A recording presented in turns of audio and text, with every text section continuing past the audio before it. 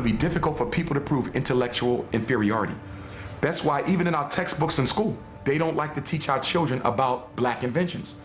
Because even greater than our African history are our American inventions. Because from nowhere, you're coming up with things that revolutionize the American social and economic order. Well, basically, there is a proverb that says that the only thing that peoples of European descent ever created was the patent office, because they stole everybody else's ideas and put their name on it.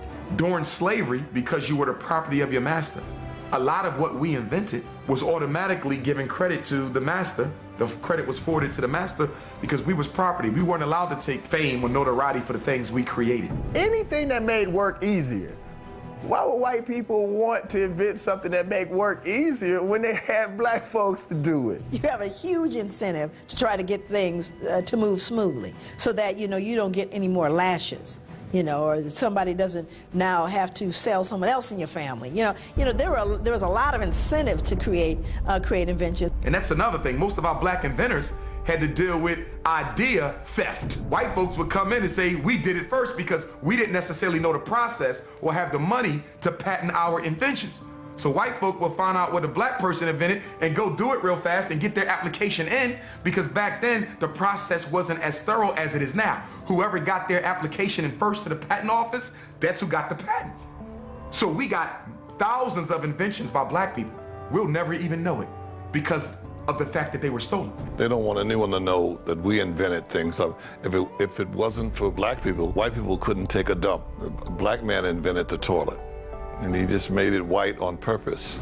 A slave by the name of Black Sam, Eli Whitney's slave, created the idea for the cotton gin, and his master took it and patented in his own name. How could he do that with no benefit of books? He wasn't even allowed to learn. A lot of people assume just because African slaves were illiterate, they were ignorant. And there's a real big difference, because African people, they had a very elaborate language or elaborate languages over in Africa. When Africans were brought over here, they were taught a bastardized version of English, and they weren't even allowed to see the language written down. And they were taught the language by lower class Europeans who were living in the South. So even though there was that major obstacle, blacks still did phenomenal things. Thomas Edison was known for stealing people's inventions. He was known for taking the inventions of a few African-American inventors. Lewis Latimer, Granville T. Woods actually went to court with Thomas Edison, and Granville T. Woods actually won his case. Thomas Edison tried to bring Granville T. Woods to court on that invention. And I just saw a commercial for Mazda, I believe, cars, where they said, here's a man holding 1,000 patents. Well, 90% of them he stole. Alexander Graham Bell and Thomas Edison, who are probably considered America's two greatest inventors of all time. But guess who was designing their blueprints for the patent application? A black man. Now let's think about this for a minute. If you invent something, why do you need me to do the blueprints for the patent application? If it's your idea, how in the hell can I do the blueprints for it? You can't do the blueprints for my idea. I have to do them. So if Latimer is doing the blueprints, if he is your chief draftsman and he's doing your blueprints for your patent application, Alexander Graham Bell, did you invent the telephone or did Lewis Latimer invent the telephone? Thomas Edison had a whole troop of people that was in his sweatshop, and depending on the invention, he would hand it over to that particular department and tell them, see what it is that does, and then do something a little different, and we'll patent that. And when he took Granville T. Woods' information and tried to make it his own, the court said no. The watermelon and black people stereotype, that came and that was popularized by Thomas Edison. Around 1890, Thomas Edison put together this Nickelodeon reel, and there were these African-American men who were joking around, shucking and jiving, and kind of mugging for the camera, and they were eating watermelon. And Edison filmed this, put this out, and the general public saw this, and they said, okay, African-American people must really love watermelon. And right after that film came out, thousands of postcards and all types of memorabilia flooded the market of African-American people eating watermelon. So that watermelon stereotype was popularized by Thomas Edison. A lot of people don't know there's an African-American male who is significant, has patents on the first major computer chips that made computers operate Other inventors that we don't know about, essentially, who they call the father of the internet, was Philip Emeagwali, a Nigerian man who essentially created the connection for quantum bits of information so that multiple computers could actually communicate with one another. During slavery, and this is well documented by white people, many of the masters, when they were sick, did not call for the physician. They called for the big mama on the plantation, and she would come with her medicine bag that didn't have alcohol and rum. It had all types of things that she made from the herbs that she had planted. Some of them said, I don't want the doctor. Bring me the witch doctor, that voodoo woman who I own. Africans took what they brought from Africa, which would be a ground hockey, and all they did apply the game to ice. When the British were fighting the United States, there were African slaves or former slaves assisting the British in fighting the U.S. When the U.S. won and the Britons lost, many of the African Americans were sent to British colonies in West Africa, and many of the African Americans were sent into Nova Scotia, Canada. And they formed what we now know as hockey. They started to play this new game called hockey, which was something that Africans were doing in Africa. In ancient Kemet, there was a form of field hockey that they were playing. And they went into Canada and they created what we now know as hockey. And there were actually black Canadian hockey teams in the early sport of hockey that a lot of people don't know about. And there's a great book about that called Black Ice that talks about the early inventors of hockey who were men of African descent. The baddest cowboy, black or white. This man was so bad that they called him the Invincible One. Just to say that there was nobody badder than this man in the West, and that's been co-signed. The brother's name was Bass Reeves. Now, Bass Reeves was a former slave who pretty much beat up on his master to get away. When we think of runaway African slaves, we always think of the Africans sneaking away in the middle of the night, hiding, ducking and dodging behind trees, hiding in bushes, hiding in rivers.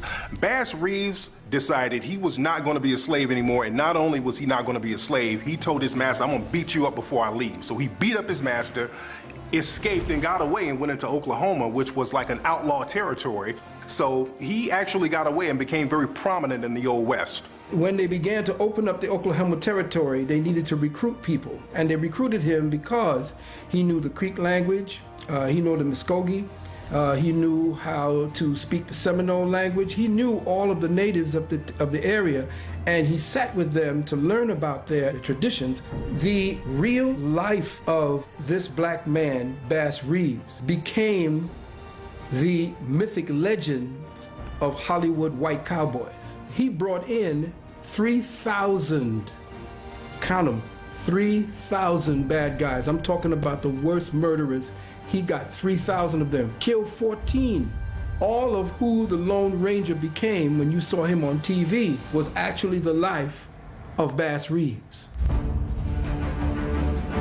African people, in many ways, the Underground Railroad established African people moving west and establishing places to be able to protect them.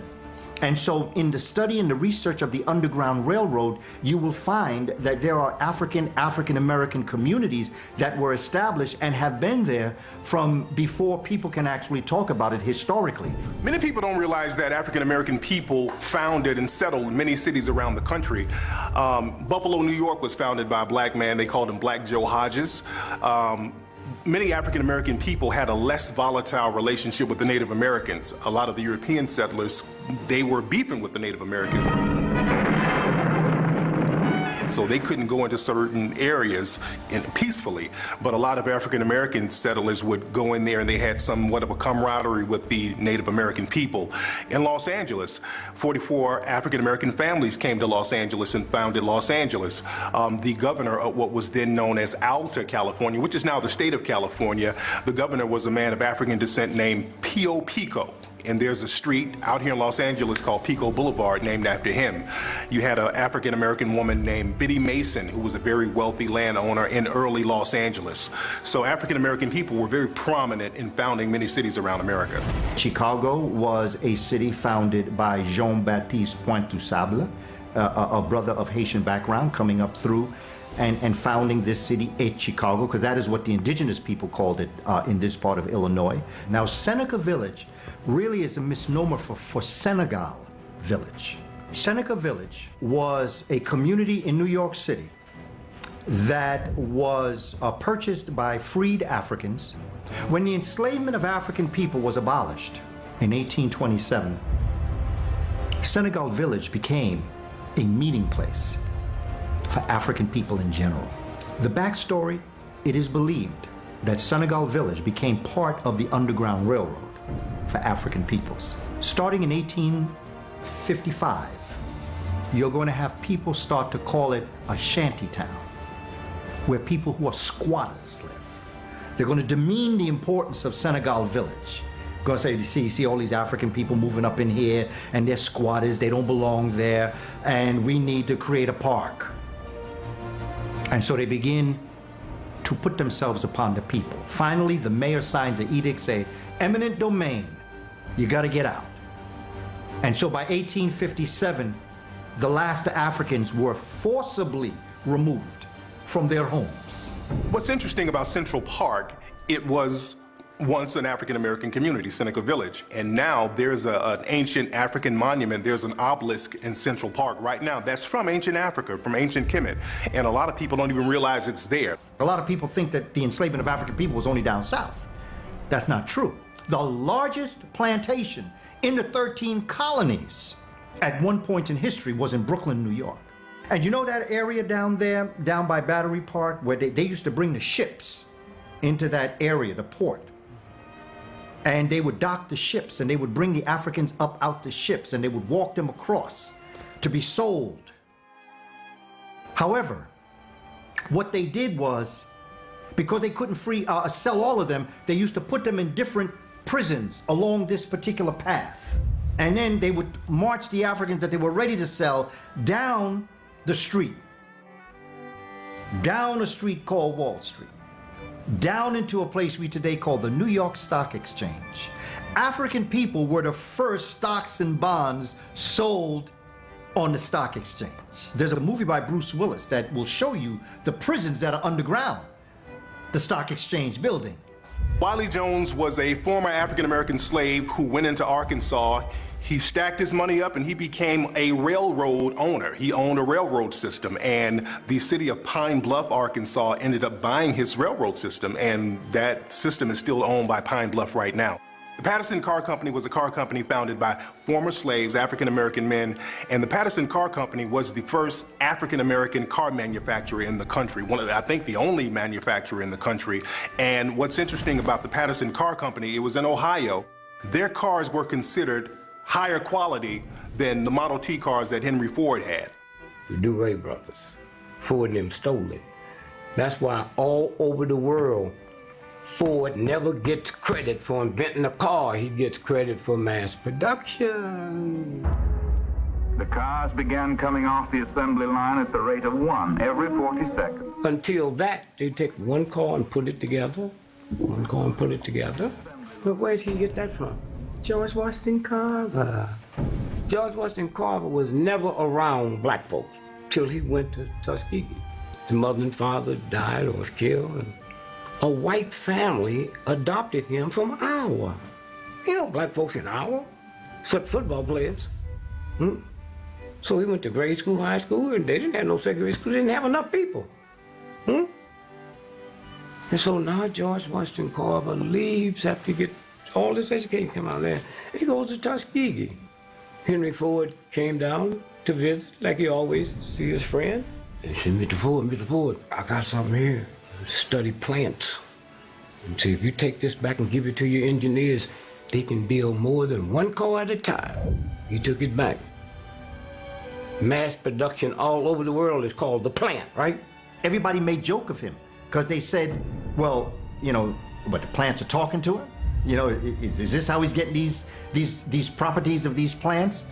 And George Washington Carver, in his quiet, dignified way, said, well, who taught me? I'm not saying that they talk to me like they got a tongue, but I can look at a plant and see what it can do for the human family. The military came to George Washington Carver, and they said, we need you to do something for us. Can you invent something that out of it we can get paint, glue, ink, and plastic? Yeah, I can handle that. They tell me how smart black folks are. I can handle it. So he came back, called soybean.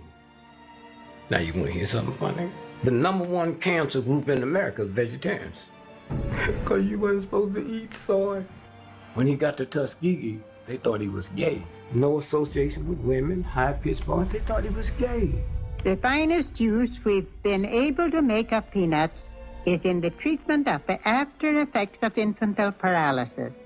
And he'd rather for you to believe he was gay than tell you that them white folks that adopted him castrated him so he couldn't have sex with their daughter. Like, who wanted them, huh?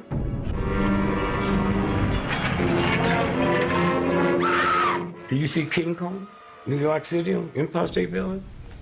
That's about Jack Johnson and the white ladies. Why would the gorilla go to New York? They ain't got no bananas, and Lord, no ain't no trees. Why did they go there? The boxing capital of the world is Madison Square Garden. If you don't know how to break it down, you Johnson controlling the pace of the fight. We have to understand that in our celebration of Jack Johnson and that one-on-one, mano a mano, man, this is you and me, and this is what we're going to deal with. There were lynchings the day after every fight. And that's very important to understand as it relates to the psychology. He used to love to drive. He used to love to speed. And he'd be speeding someplace, and the police would stop him. And because they saw that he was a person of African descent, because they saw the car that he was driving, some may have known who he was, but they said, well, what this man doing with this car?